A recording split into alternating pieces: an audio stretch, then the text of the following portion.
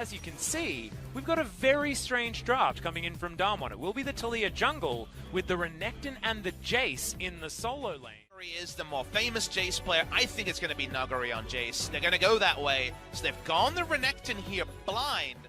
So here is that help from Score. He's gone around the ward. Yep, Nuguri had a ward down. He feels safe, but he's not. Score's going to be able to come in. He's in body slam range. Doesn't even need to flash as the barrel goes down. BDD gets the shape splitter. And Nuguri's going to make it into the brush. He's going to flash. BDD still looking for it. Canyon comes down on the Talia. A lot of single target damage. The red buff should be able to do it. A Showmaker had come in, and he's not going to be able to get an assist. So they use a lot to answer that 1-for-1, and it is going to be first blood going to BDD. Alright, well, Canyon's going to try and redeem himself here as, oh, there's the Weaver's Wall. World Ender comes down, unable to catch him there as it's a decent flash, but not decent enough. Body slam comes in, even is able to catch Canyon there as a seismic shove. Not going to work out. Pop Blossom comes in, Showmaker unable to jump onto Score. Now we're going to trade some damage back onto BDD, but once again it's a 1-for-1. These two teams trading blows, but the plates are going to go over to Nuguri.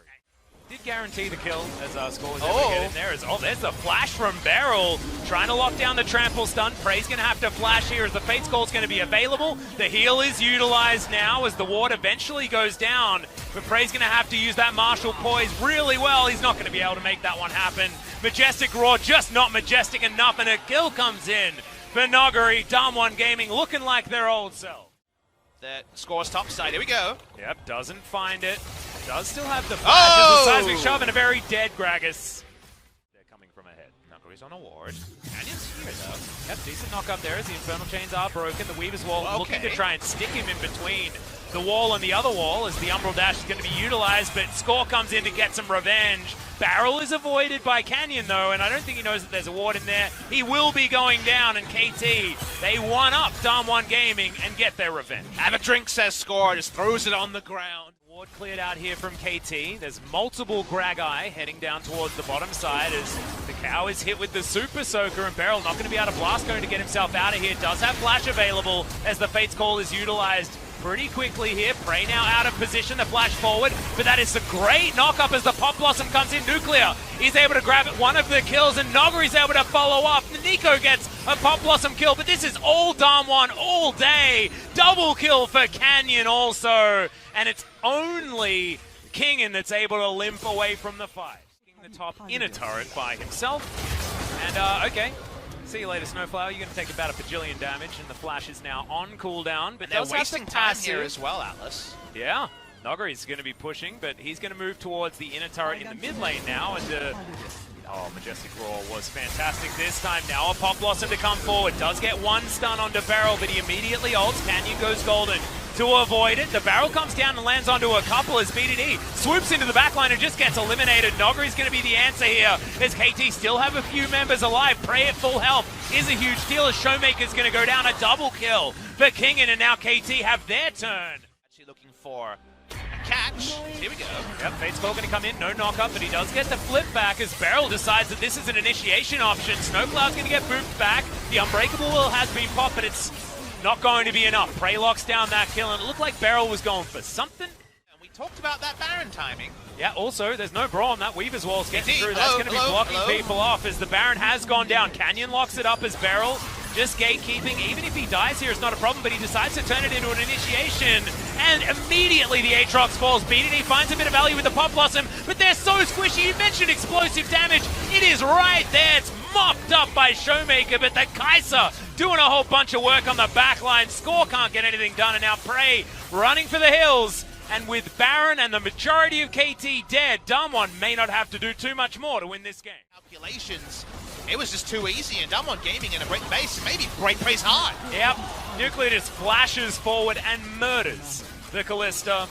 Nothing that Prey could do, had no summoner spells, and had no right to be that far up. Very large amount of super creeps heading forward here as the Fate's Call once again going to be utilized. This time, it's unanswerable as Beryl is going to get thrown back, but has he found it? There's the boot back. He's still alive, guys. Pop Blossom comes in, 0 value as Prey is burning down, but he's not going to die just yet. The Gragas is going to be taken. Kingin now looking for more Nuclear. Had the killer instinct though, and it's exactly that this time as the Aatrox is going to fall. BDD and Prey, it all rests on them now as KT's base is being obliterated. The inhibitor respawns in the mid lane, but they don't even need to worry about killing that to Damwon Gaming. They take down the Kalista as an afterthought, and now BDD running back to his fountain to watch as his Nexus is taken.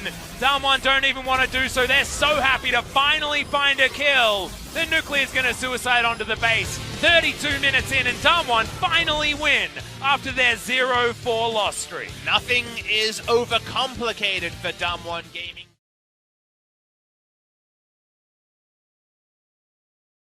Deciding to move away from it potentially. Wow, Showmaker could be playing that Aurelia in the mid lane, or we could be switching it up. It's basically KT making the same read we do. It's Damwon Gaming. They'll play topside. Klepto Champion had 99 procs, but had never actually gotten a sack of gold or an item. What the heck? That is ridiculous. As there's the headbutt pulverized. Score has to flash with responding though immediately. Even Aftershock getting value here as first blood goes over to Canyon.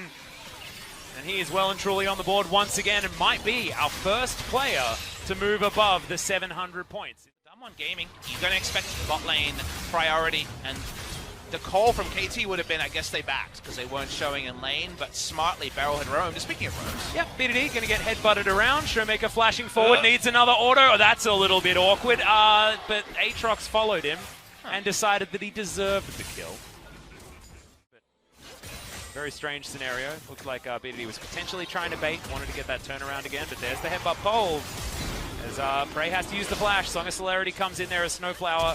Able to turn that one around. The flash forward from Nuclear though, and they're able to get the 2v2 kill. Snowflower desperately trying to find something, gets the Devour, regurgitates Nuclear there, but the flash is answered by Beryl's incredible timing on the Pulverize. Call it timings, call it cooldowns, whatever it works. 2-for-0 trade. Stat aficionados, we've only ever had a two-way tie. That was BDD and Kuro, I believe. Maybe Crown and No, it was BDD and Kuro, yeah, I think so. I think there might have been 2 times that happened. This bot lane. There's a headbutt pole. Killer Instinct comes down as well as Prey's going to get devoured. Wanders over. The Vanguard's Edge comes in. That is going to mean the death of the Sonar. Beryl is going to sacrifice himself as BDD is down here. Once again lit on fire. This time going to stay underneath the turret. Not going to be able to do anything though as the hijacked Glacial Prison is going to secure it.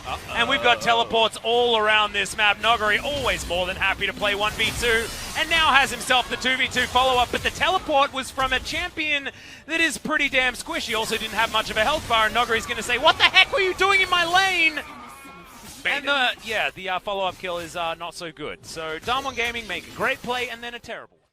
The MVP also from Canyon. Maybe you should check in your LCK card if you believe that to be true about Proactive. Well, let's watch this play. I've seen the reaction from KT. Yeah, big teleport coming in. The Dragon does go over to Damwon, but maybe there's a fight as the Hex Flash was actually channeled and the Glacial Prison is going to leave its doors way open. Noguri underneath his turret.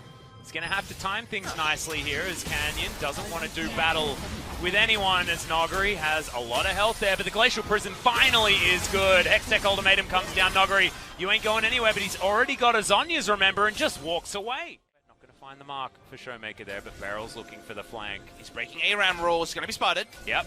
Vision available here for KT as that headbutt was real nice as the Hextech Ultimatum comes down. Unbreakable Will is there. Showmaker wants to get over that wall, but the cow is going to get thwarted in his attempt, and Canyon just throws out the crescendo because I believe it was running out. And a bot lane that we can talk about, so let's watch how the rotational plays go, because so far those are what has separated Damwon and KT. Yep, finally a tempo advantage for KT, but now Damwon are trying to start a fight around it as the Glacial Prison is utilized. Gets a decent stun, but the Devourer is pretty good. Nuclear into the backline, though. The Killer Instinct is fantastic. Prey is going to get taken down, and now that consistent team fight is not going to be there for KT. Snowflower has to run for the hills. We're waiting for another Blade Surge. The Tongue Lash slow is ridiculous now that that one's been buffed, and the Blade Surge not going to be enough to take down Snowflower as he makes his way out. Squad. As they thought that they'd be able to get team fights to work in an extended fashion, but they're just not able to do so. It is nerfed on TFT, not so much. On to Summoner's Rift. Prey not going to be winning any awards. Well, Beryl's found BDD, and yeah, positioning is a big problem. Killer Instinct is going to kill the Aatrox as Prey's going to die as an afterthought. It's the Vladimir that grabs that one, and Canyon remains alive in the middle of that fight as well. The Zhonya's is going to do the work. There's now King, and he has to get out of there as Score is going to die as well. A triple kill for Nuggery, and I have a feeling Mr. Hemomancer is online. And that was 4v5. Showmaker wasn't even there. He was busy pushing the top side. As the Nexus falls, Dam1 Gaming will be victorious. A 2-0 to answer their 0-4 week is going to feel fantastic for this young roster. Slide a 2-match 2-0 loss streak into a victory over KT Rolster, and they will come into the calculations at the end of the season in one way or another. Yep. Canyon, Dam1 really making some good decisions.